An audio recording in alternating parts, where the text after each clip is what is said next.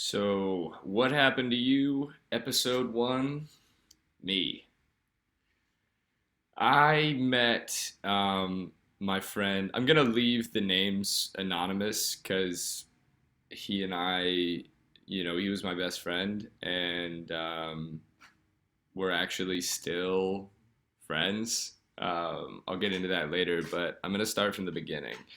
We'll call him Jamie. And so, Jamie and I met when we were about six. We were both soccer players and we lived pretty close to each other. We played on the same soccer team and we met just through sports. And so he and I like immediately hit it off. We both just liked a lot of the same stuff. And so we naturally started having play dates and spending time together and really enjoying each other's company. And um, there's a misconception with child molestation that a lot of people, I think, believe, which is that it just starts sort of randomly. And in most cases, that's not true. Most of the time, there's a phase before the actual molestation happens, which is called the grooming phase. And the grooming phase is basically where the molester tries to get close with the victim.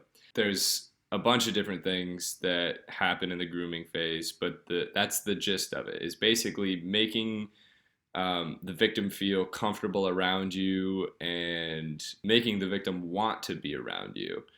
And in my experience, what that consisted of was basically creating an environment at his house, Jamie's house, that was extremely fun for kids. For example, when we would go over to Jamie's house, we could literally do anything.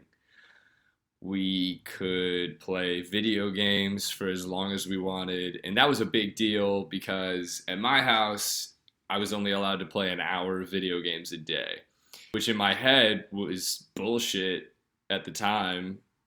And I remember like getting mad at my parents and I mean, literally being like, why can't we go to, like at Jamie's house, we can do whatever. At Jamie's house, we're allowed to play as long as we want. And we were allowed to play whatever video games we wanted. I wasn't allowed to own T-rated games because I was, 6, 7, 8. I wasn't a teenager. But at Jamie's house, we could do it all, whatever it was. James Bond, Nightfire, phenomenal game. Basically, we could just be kids there without any restrictions. We could stay up as late as we wanted, and that's what part of the grooming phase is creating that environment that kids want to be in and creating a rapport with the kids. I remember like just never wanting to leave, in part because I really liked Jamie, obviously, and didn't want to not be around him, but also just because it was more fun to be there than at my home. And these are all things that the molester is aware of. He's creating an environment that is extremely fun and also very irresponsible and wrong in many ways. Like, before any of the molestation happened, we would go on this site called funnyjunk.com, which was sort of like this is a long time ago, but I think it's still around. But at the time, it was basically like Reddit it was like a less sophisticated version of Reddit with like memes and like softcore porn. And it was my first exposure to this kind of stuff. And I remember watching it with Jamie and some of our other friends. And Jamie's dad was the one who was showing it to us.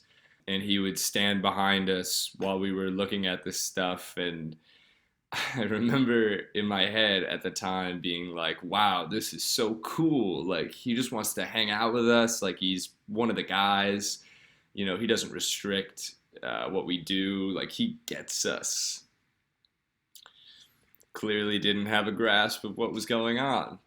But at the time, I didn't know any better. And I thought that that was pretty cool that we were allowed to do whatever we wanted. So, in addition to a making their homes fun to be at, molesters are also very strategic about how they pick their victims. They tend to pick people who are vulnerable, needless to say, people who they think aren't going to say something. And I think the reason that he picked me was because I was an only child, and I desperately liked being around. Like, I needed to be around friends because I was like a really social kid, but I didn't have any siblings to hang out with. So I was basically always down to hang out with Jamie.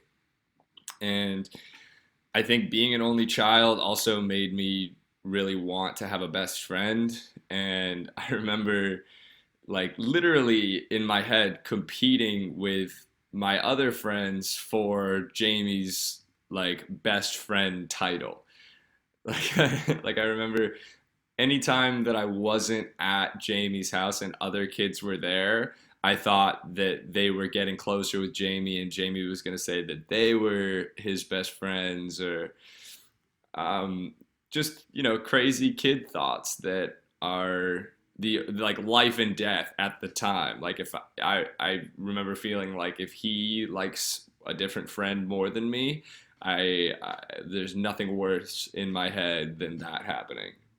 So these are all things that I'm sure Jamie's dad was aware of. It's very methodical, it's very calculated, and once so these are all part of the grooming phase. And once they find a kid that they think is a good prospect, what tends to happen next is slow, gradual build up to the actual molestation.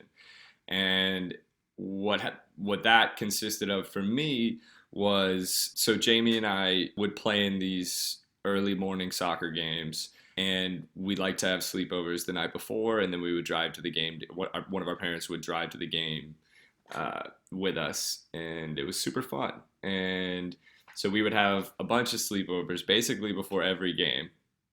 And it started out with Jamie's dad would come into the room and basically just try to wake us up. But it was waking me up first, and that just started with poking, like poking on the shoulder, various different physical touches that are playful and not sexual initially, that make the kid feel like it's like breaking the physical barrier. Like, okay, this guy's touching me and he means it in a friendly, fun way. And so that's how it started. And I remember when I would wake up, he would say things like, "Oh, like basically like you win." Like, he turned it into a game where if I woke up from him poking me, then I would win the game, and if I didn't wake up, he would win the game. So again, I'm like 7 at this point, so I'm like, games, awesome. So I was on board. Hell yeah. I was winning that game. And the game slowly progressed with each night to becoming more and more sexual. It started with, like, he would just poke me in different places until it got to the point where he was poking my dick. And I remember, like, when this started happening was like around the same time that I started getting boners for the first time. So I would like have a morning wood, and he would, you know, poke it to try to wake me up. And I remember feeling embarrassed, but also being like, it's just a game, like it's okay. And then that evolved into what he would coin the term as the wiggle game. So I mean, I was basically getting boners every single morning. So whenever I slept over there, I would have a boner when I would wake up, and he would come over and wiggle it. So that was the point where in my head I was like, I don't like this. Um, I don't really know what's going on. I know that this is a game, and it's a game that I agreed to play. Not really, but in my head, I was like, well, I didn't say no, so now, like, once you don't say no initially, it's really hard to say no. Um, so that was sort of how it all started. And in my head, I remember feeling like, okay, I don't want this to happen, but I also don't want him to be mad at me. I don't want Jamie to be mad at me. I don't want anybody to know about this. Yeah, so it's just insanely confusing and so difficult to process at the time.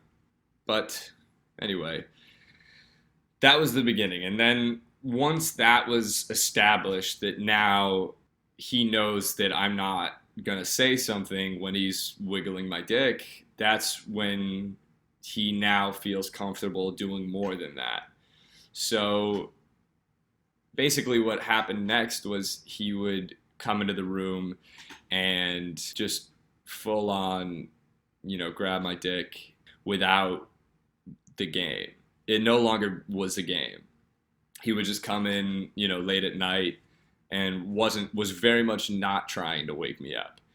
And I remember at the time thinking to myself, why isn't anybody waking up? Like, this guy's in our room, and he was obviously very discreet about it. He was quiet. He wasn't trying to wake anybody up. But I felt like if I said anything, it would be, I don't know. It was just embarrassing, and I felt sort of like paralyzed, like immobilized. I couldn't get out of the situation. So things continued to escalate. He would go under my boxers or whatever I was sleeping in, full skin to skin contact, and it was always when we were at Jamie's house, obviously, and he would just lay next to the bed and do it. So this went on for about 2 years, about just over a year and a half. It was like 2 years of build up, basically. The wiggle game went on for probably a year, I think. And then 2 years of child molestation. Not that it wasn't before, but more aggressive molestation. So, I remember the first time that I actually heard the word molestation was we were at they owned a cabin. Jamie's family had a cabin, and we would go up there, and it was so fun. We would, they had a hot tub, and we would just play Mario Kart all the time. It was amazing. And one time I went up there with Jamie and his dad, and it was just us three. And Jamie and I were sleeping, and this was the first time that he actually got into bed. He got in between us and was like, molesting me more so than he had before. He never he never had me touch him or did anything other than grab my dick, but this was like, I mean, he was like laying next to us. And I remember in my head just being like, Jamie, wake up, dude, there's a man in the bed. What are you... But anyway, that was the first time where I actually said something. While he was molesting me, I remember in my head just being like, I cannot take this anymore. And so I said, please stop, out loud, audibly, while Jamie was sleeping. This guy was in between us. And he did. He didn't say a word and just got up out of bed and left. And I remember like my heart was just furiously beating. I mean, I kind of thought like he was gonna hurt me. I mean, I did. Um, I didn't know what was gonna happen, but in that moment, I was like, I can't do this anymore. Like, this is too much.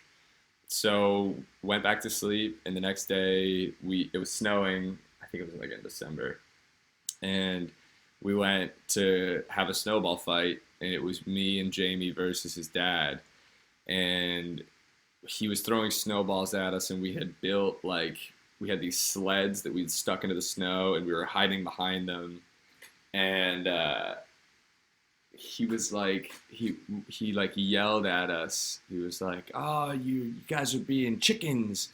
Like, what are you, afraid of the gay molester?" And he said that to us.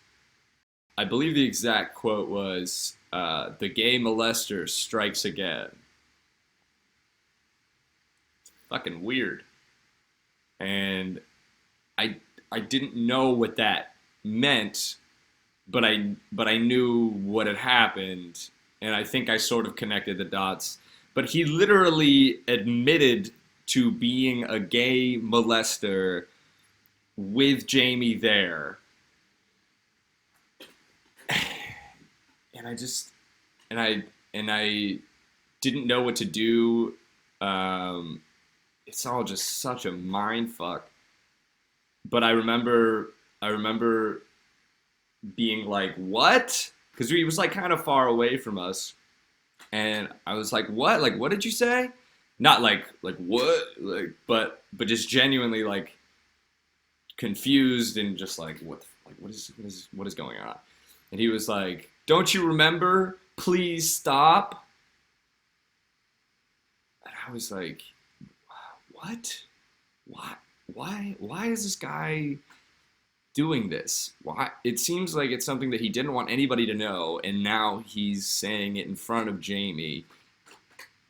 And in retrospect, what it feels like is he was trying to show me that even if Jamie knew, like even if I told people, it wouldn't matter.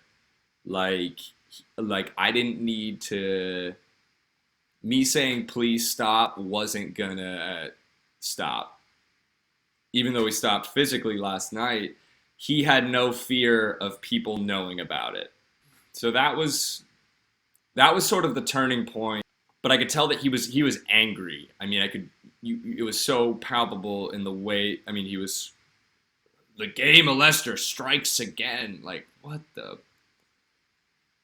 So I think we left that day and we went back, and things just sort of went on. I think he molested me one or two more times after that. I can't exactly remember, but um, this is another thing that I want to talk about before moving on to this story is recounting trauma is extremely difficult to do. And it it's a thing that all victims deal with, especially when the abuse is over a number of years. It's um, like you're not going to be able to remember everything. Like I had so much suppressed. I'll get into this later, but basically, when we went to court, which eventually happened, I forgot completely about the Wiggle game, which was it was just suppressed memories. It was just something that I didn't want to think about. So yeah, it's important to realize that victims are not gonna have, perfect memories about all of the instances where they got abused. Like, for example, in the Michael Jackson case, the one of the main things that people who think he's innocent are harping on is that James Safechuck and Wade Robson, I think it was Safechuck, who said that he and Michael had sex in the train station in whatever year, but it turns out the train station wasn't built until the next year. And it's like, at the end of the day, the only people that know are the victims and the molesters. But it was over like an 8-year time span. If he got 1 year wrong on that, that should not be surprising. It would probably honestly be weirder if everything lined up perfectly. But I just think that it's important for people to realize, especially if you haven't gone through trauma, that recounting trauma is very hard to do. And it's not surprising that the dates don't line up perfectly. Um, just something to take into account. So, moving on. This guy basically wasn't gonna stop. I knew that. I knew that after after I said please stop, and he did stop that night, but then he, kept going on other sleepovers, and so at this point now I know in my head this is wrong. I don't know how to tell people about it. I don't know what to do about it, but I know that I don't want it to be going on anymore. But I also know that, like, I know that if I say something that I won't be able to be friends with Jamie anymore. I'll have to tell people about it. I didn't know what was going to happen, but I didn't feel like I could say anything just because I was young. I just didn't know what was going on. Um, and I remember this is the logic. This is child logic. I remember feeling like if I said something, so basically now I'm like toying with the idea. I'm playing with the idea of telling somebody, probably my parents. And I remember thinking to myself, if I tell them and they ask him about it, he's gonna say, "Yeah, I did it. I touched Sebastian, but he had a boner during a lot of the times. Like, he liked it." And I thought that people would hear that and be like, "Oh, dude, like, what, you were into that? That's so weird." Like, I thought people were just gonna let him off the hook because he said that I had boners. And it didn't even occur to me that he could deny what happened. Because I wasn't old enough yet to understand that people would do that. So that was part of my logic for not saying anything for so long, is that I thought that people would just be like, "Oh, like, this kid's gay. Like, what a weirdo." And so, just perfect example of the ridiculous logic of an 8 to 10-year-old. So, for all of those reasons, I didn't say anything for a long time. And the day that I did, well, not the day that I did, but the day that sort of set me off was, Jamie and I were playing with another one of our friends. We were playing basketball, and we like wrestled a lot. This is another thing that I forgot to mention, is that we would do a lot of wrestling with each other and Jamie's dad. Like, we have video. It's so gross watching it now in retrospect, but we have video of his dad wrestling with the two of us. And, you know, looking at it now, it's just like so gross to watch. But that's all part of it, is normalizing touch, normalizing physical contact. And basically, we were playing basketball outside, and it was me versus the Jamie and the other guy. And I was a year older than Jamie, but Jamie was like really sick at soccer, and so he was playing up a year. So, but I was physically bigger than him and the other guy, so they were on the same team. We were playing basketball, and his dad had molested me the night before. So we were playing basketball, and I remember getting into an argument with Jamie, and basically we just started wrestling. And it started off kind of playful, and then something switched in my mind, and I was like, get off of me! Like I don't want. It's like stop. Like I remember just feeling like so ganged up on, which is a big thing at the time. Like I hated when people were ganging up on me, and basically they like pinned me down and were like, like tickling me. It wasn't malicious. They weren't trying to hurt me, but in my mind, I was just like, I have had enough of this. And Jamie's dad came out and was basically just laughing, and I was like, stop, like please stop. Like, and I think for him, he wanted me to feel that feeling of like I couldn't get help, like I couldn't get out of the situation. Um, like the futility of it. Like even when I say stop, you're not. I mean, this might just be overthinking it. I don't know. He might have just been happy to watch a bunch of little boys wrestling, but he didn't do anything. And I started crying, and I was like so mad and sad and hurt. And I was mad at Jamie because he was just being a dick to me, and like basically for the first time my mindset shifted from wanting to preserve this friendship to wanting to get out of the situation that I was in. And so I was like, I want to call my mom. Once they got off of me, I was like, I want to go home.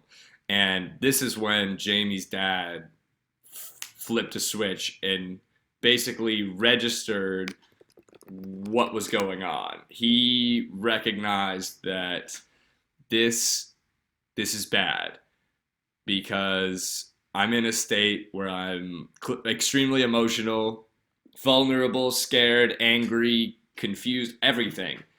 And so he starts literally begging me to not call my mom.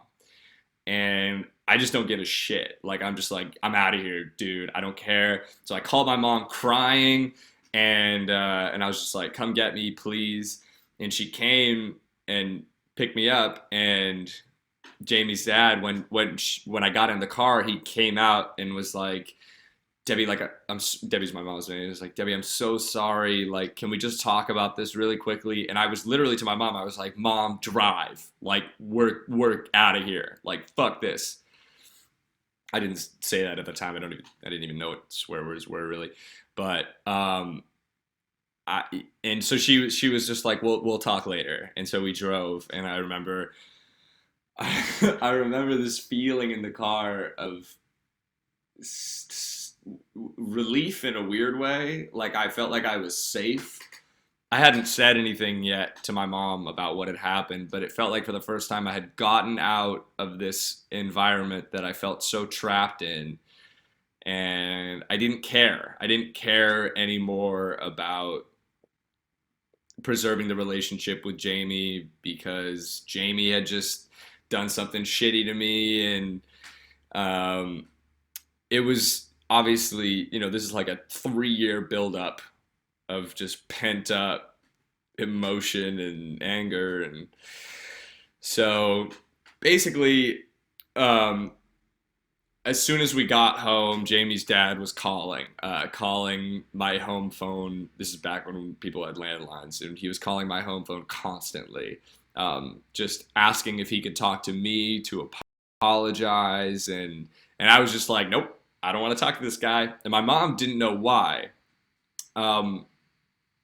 But basically what he said is that he said to my mom that there had been a lot of roughhousing and it just got a little bit out of hand. And so he just wanted to apologize for not stepping in sooner. And I mean, at this point, this guy is in like full panic mode. Like, because he knows that this is it. This is this is the first time where I haven't wanted to go back over there. I don't want to. I haven't wanted to interact with him. I don't want to talk to him. He literally drove to our house and came up our steps and knocked on our door. And I saw him through the window. He didn't see me, but I saw him and I ran to my room. My mom came in and was like, "Hey, Jamie's dad's here. Do you want to talk to him?" And I was like, "No, no, I don't." Of course, my mom didn't know at the time. To her, it just looks like a parent, trying to, make rectify things. Um, so she was just like, he doesn't want to talk to you. And so he left. But he's desperately trying to get to me, talk to me, calm me down, whatever it was. So once that happens, my mom, we start having a conversation, and I don't even know if I want to say something, but my mom's like, okay, like what's going on? Like talk to me. And she, the only way that I was able to say something was because she asked me a series of questions that eventually led to, like, why, I'm gonna have to bleep that out because I just said his name. Why is Jamie's dad making you so mad? And I was like, I don't know. She was like, was it something that he did? And I was like, yes. She was like, well, what was it? And I was like, I don't know. And that went back and forth for a while. And then fortunately, my mom was like a big volunteer in my classes and things like that. And in one of my classes, we had, like I said earlier, learned the difference between a good touch and a bad touch. And she eventually asked me, did he do a bad touch? Like Miss Prothero, I think her name was, had said. And I was like, yes. So that was the moment where I felt freed from everything. I felt, even though I literally couldn't physically say to her what had happened because I was so embarrassed, as soon as I said something, as soon as I admitted, just told somebody about it, it felt like, I remember feeling this like wave of happiness and relief rush over me, and feeling like, you know, just safe, I guess. And I made my mom promise not to tell my dad because, again, in my dumb child brain, I thought that my dad was going to try to fight the guy, even though that's literally the last thing my dad would ever do. It was just what I thought. And I thought that Jamie's dad would win. But she obviously did tell him, because it's not, you have to. And they weren't exactly sure what to do, so they talked to an old friend of theirs who dealt with this stuff in the past, and she said, you have to tell the police. You have to report it. So we did, and basically what happens once somebody accuses somebody else of child molestation is they get he got jailed for one night. He had like $50,000 bail, I think, and he posted bail. And what was really weird about it, and this speaks to the fact that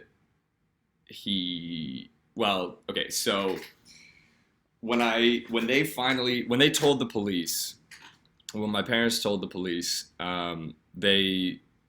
Jamie's dad was on vacation in like Argentina or somewhere with his wife, and the police went to their house and raided their house, and Jamie was there, Jamie's little sister was there, and Jamie's grandma was there, because she was taking care of the kids while the parents were gone. And so this got sprung on them. They didn't know, and they were contacted, I assume by email or phone or somehow, in Argentina, and they stayed. They finished their vacation. The police raided their house, were questioning everybody, and they stayed there. for another like 5 days or something. And if this is happening and you didn't do it, you go home. The police just raided your home. Your kids were there. You leave, but they stayed, which is weird. But anyway, so eventually they came back and the police arrested him. He went to jail for a day, posted bail, and this is when we had to go to trial. So I didn't know any of this was going to happen when I told my mom. I didn't want any of this to happen. I just wanted to not go over there anymore. But this is the legality. This is something that you have to do. So the trial was bananas. They hired, one of the best attorneys in Washington State, which is where I'm from. And basically, they interview everyone. So myself, my family, Jamie's whole family, all of our friends, anyone who's ever been over there basically gets involved and has to testify. And so there's a number of things that happened in the trial that really point out how screwed up our court system is. First of all, Jamie's dad, one of my friends testified that he saw Jamie's dad come into the bedroom that we were all sleeping in on 5 different occasions. This is a friend. This is not Jamie. This is our mutual friend who's still to this day one of my best friends. A third-party child said that he saw this guy coming into the room on 5 different occasions. And Jamie's dad's defense was that Jamie slept better when he was in the room, so that's why he slept in the room. What a wild coincidence. But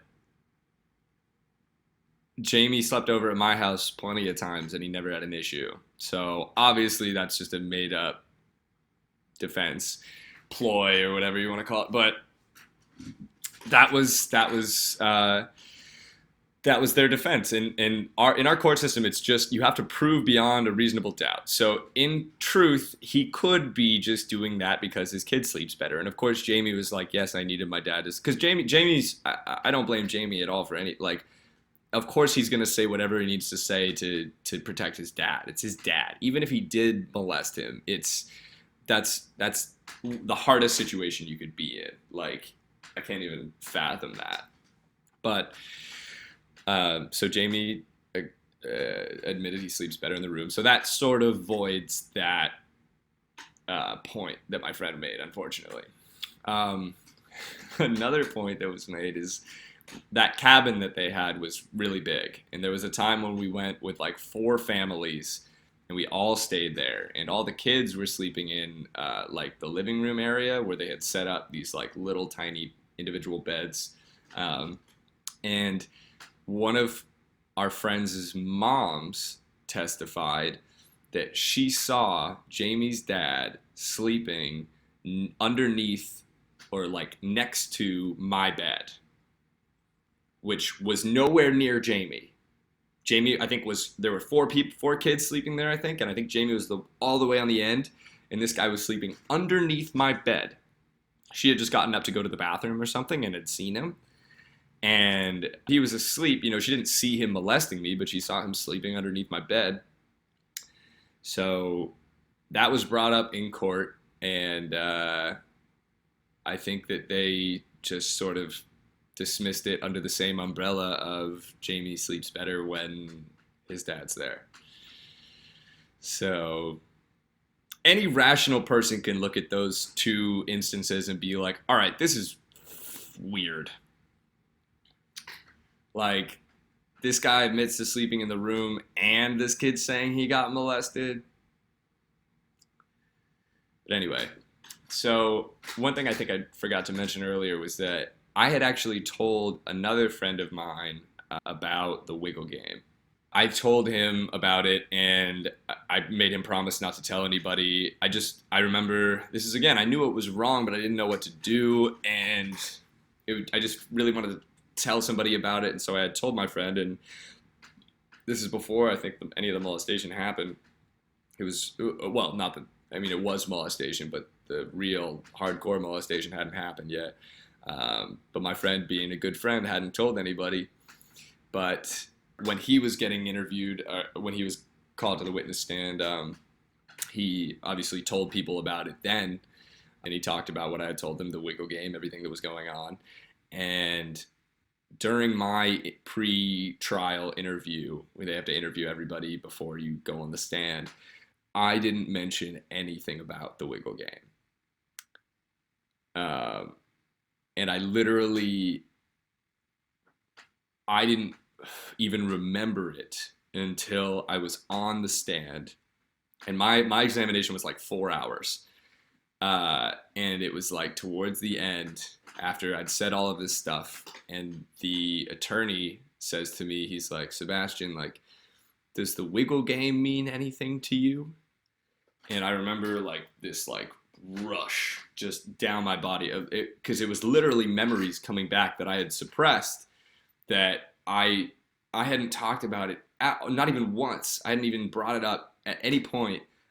And I remember that my head was spinning when he said that, because it's a combination of all these memories coming back and also feeling like, okay, how did I not, this now looks like I didn't, like I said this stuff, but I left out other stuff. Like I felt like they were making me look like I was lying by omission.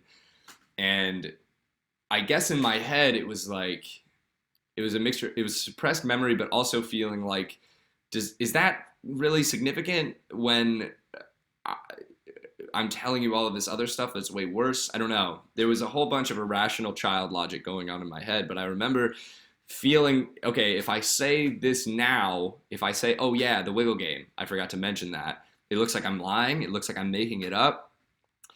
And so I just said, no, I don't know what that is.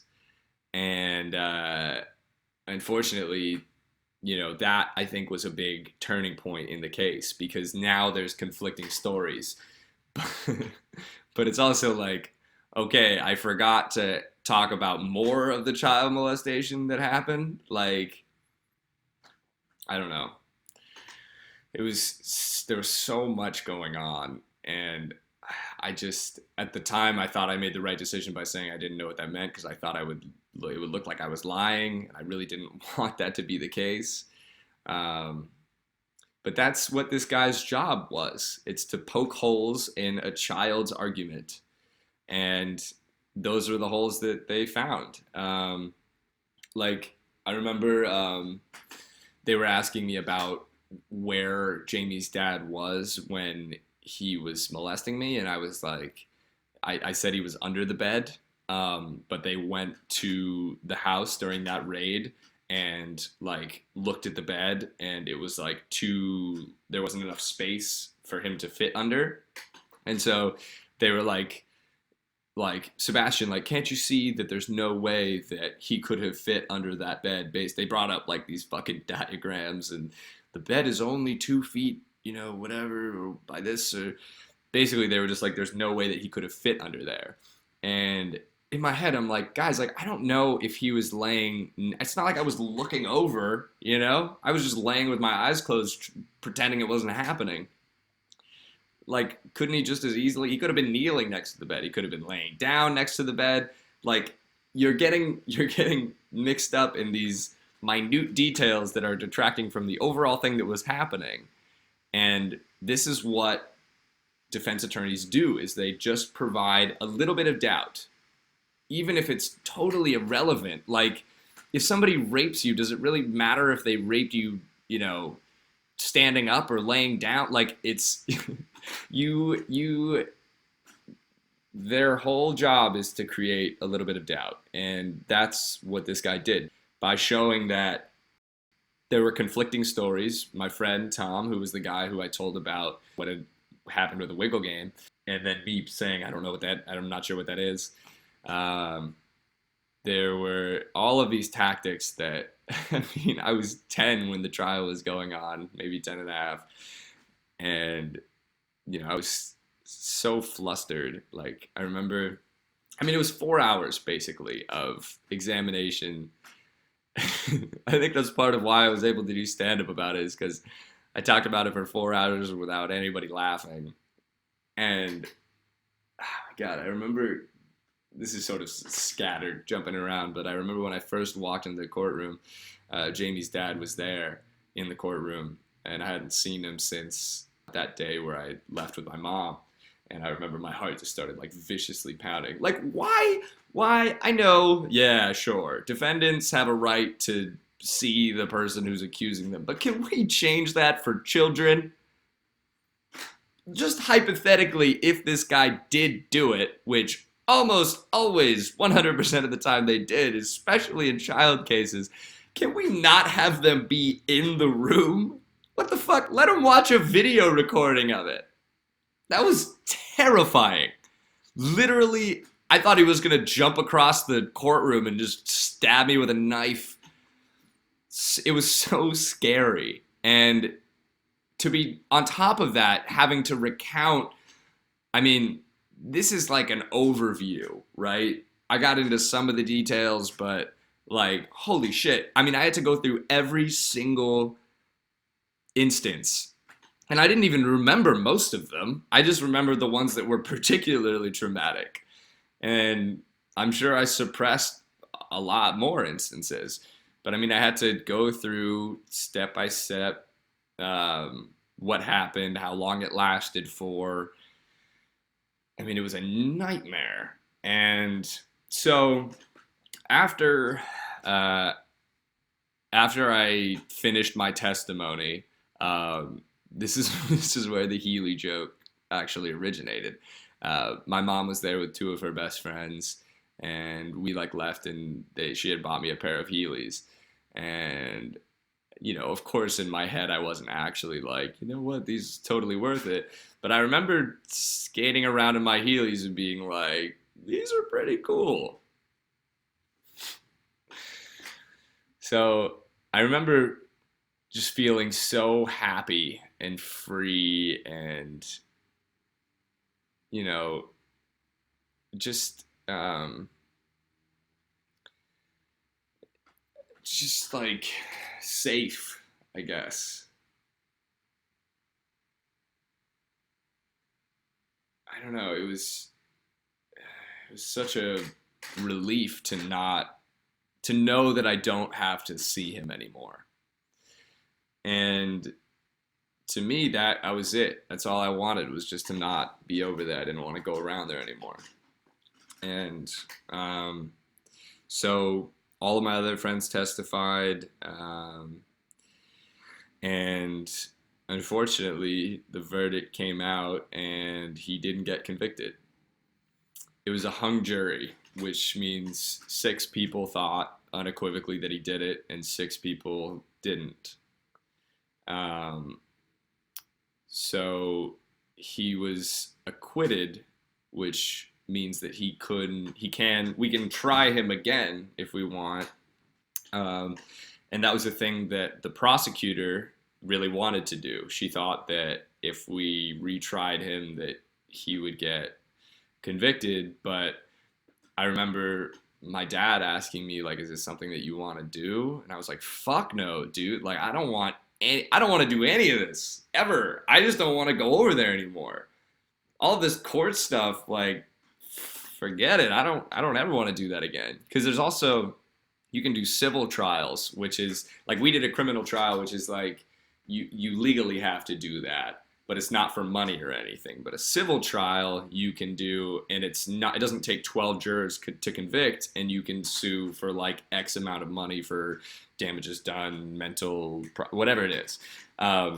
And so my dad asked me if I wanted to do that, and I was like, no, I don't want to do any of this. He wasn't like, yo, let's go get some money. He was just genuinely like, is this something you would want to do? And I was like, absolutely not. So we didn't retry. Basically, the case just got dropped, and we did get a restraining order. And I remember my parents and I had a conversation, and they were asking me like, do you want to move because you he's gonna be around. And I was like, no, like my whole life is here, all of my friends, everything. I love it here, and I don't want to move. Like, why? I just didn't want to move, so we didn't. Um, and so I would just kind of see this guy around.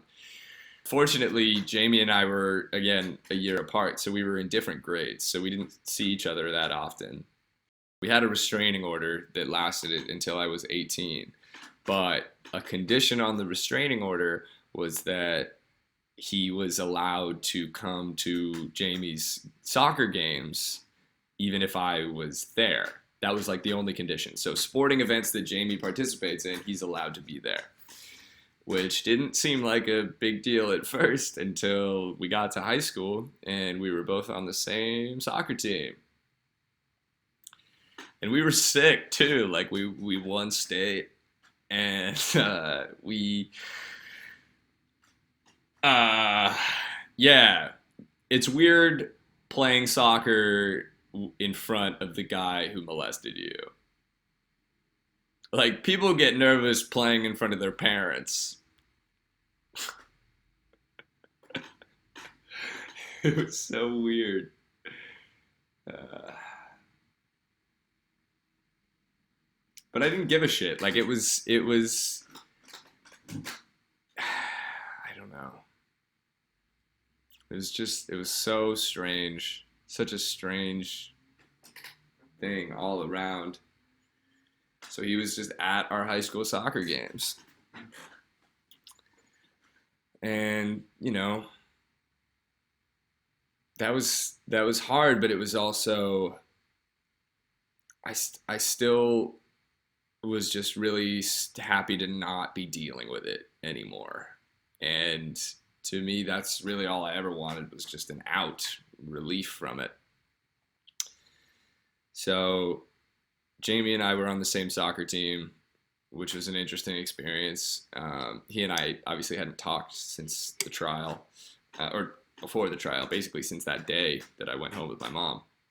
And we were like totally cordial. I mean, we weren't like chilling really, but like we would say what's up, which was awesome because that was one of my biggest things. I didn't want to lose my relationship with Jamie. And so there was a moment my senior year, because our team would always get like super fucked up together. It was like a really close team. It was so fun. And there was a moment where we were having a party, and it was actually at his place. His parents ended up getting divorced, and it was his mom's place, his mom's new place. And we all went there. Obviously, I wasn't going to go back to his dad's place. But we were all drinking there, and I remember this. It was like right before I went to college, and he and I just had like a brief heart to heart that was just like, "Yo, dude, like it's really cool that despite everything that happened, we're able to hang out." And it was just like, "Yeah, I miss you." And so yes, so um,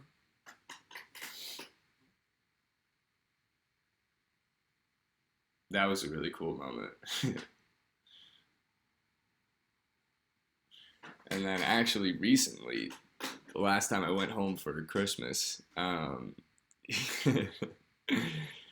he's still tight with a lot of my friends, and one of them in particular came over and was like, "Hey, dude, like, is it cool if Jamie comes over?" And I was like, "What? Yeah, great, bring him over." And he came over, and we all played Mario Kart, and yeah, I don't know, it was just like it felt good because I know that if he thought I was lying, he wouldn't be hanging out with me. You know? If he thought I was making that up, he wouldn't want anything to do with me. And so that felt really good to know that he, at least I think he believed me, or at least he didn't he wasn't mad at me for it. So that was cool. Which is part of why, I don't know.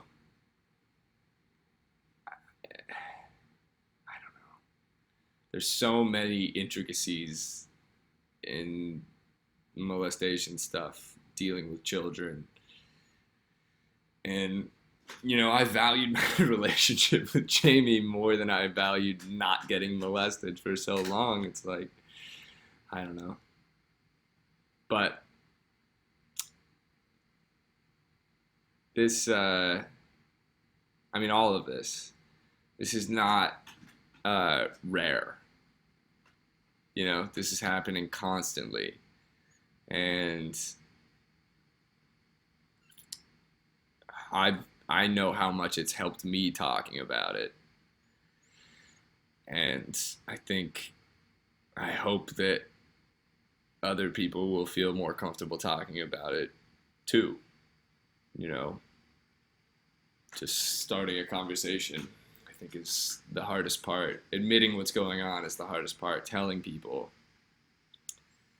So, one other thing that I wanted to mention.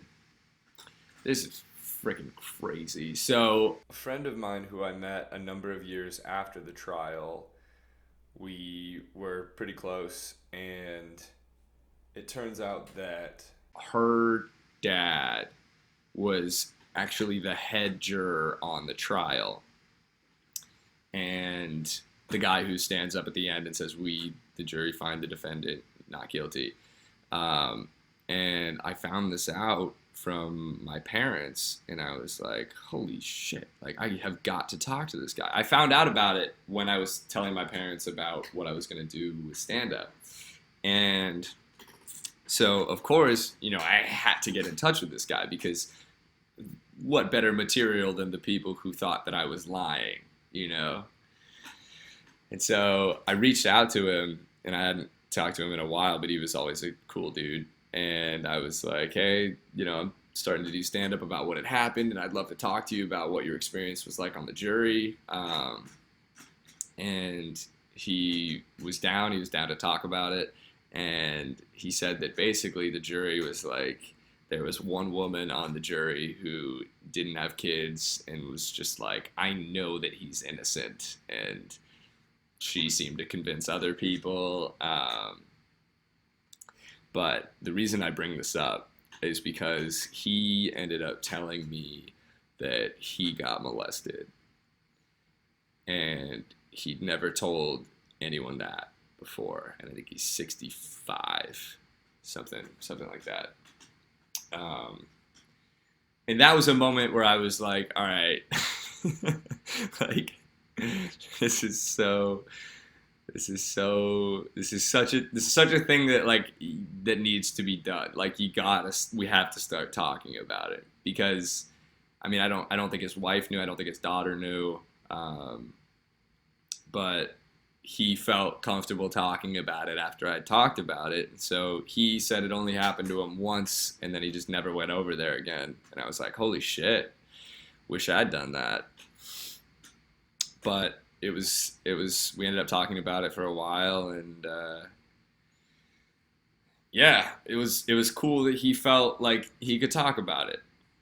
And yeah, he gave me some solid bit material from the jury, and yeah, so it's everywhere. It's literally everywhere.